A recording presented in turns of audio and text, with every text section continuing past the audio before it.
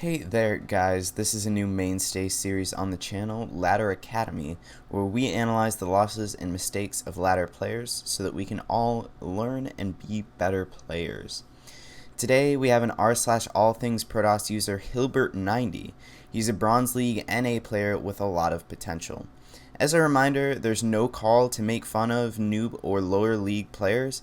Everyone starts somewhere, and most of us started at the bottom, even pros.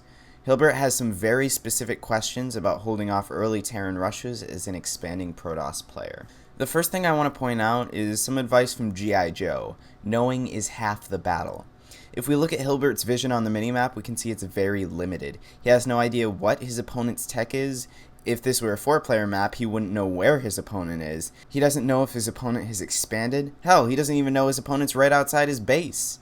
Scouting is an extremely essential skill that many people, including myself, gloss over.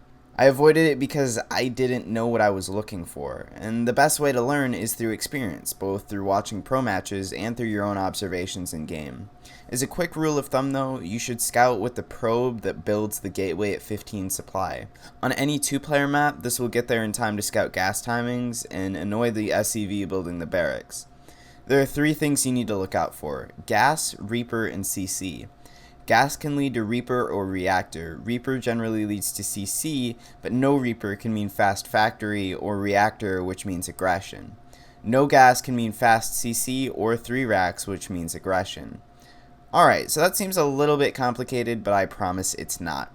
The most important thing to look for is a CC. It should come out very soon after your Nexus starts, and CC means no early game aggression that has any real chance of game-ending damage. The next thing I want to talk about is spending and build orders. Protoss is arguably the most build order dependent race, so with a solid build order, the Protoss player should be set until upwards of 80 to 100 supply. There's lots of resources to find builds, so I won't waste your time with it here. The main reason Hilbert lost this game, in my opinion, is his spending, and the underlying cause is a lack of proper build orders. I'm going to go on a bit of a tangent here and say that build orders are absolutely a fundamental skill that needs developing. A good build order can carry you to diamond easily, even with poor micro and multitasking. Build orders make your macro and game sense so much better than just trying to wing it. Having twice as much as your opponent is far more important than maybe saving a few stalkers in an engagement. I'll put a very simple build order on screen that I use basically every game in PvT. I open with lots of safety precautions while still being greedy. The Adept and the Mothership push out the Reaper, Stalker scouts across the map, lots of measures to stay safe from rushes. If Hilbert had 4 more Adepts, 3 more Stalkers, and even just 2 or 3 more Sentries, entirely feasible with his bank, all positioned at his natural base with a pylon cannon or 2, he easily holds this push and has a huge economic and tech lead moving forward, with his expansion, higher probe count, and also his Stargate with an Oracle on the way.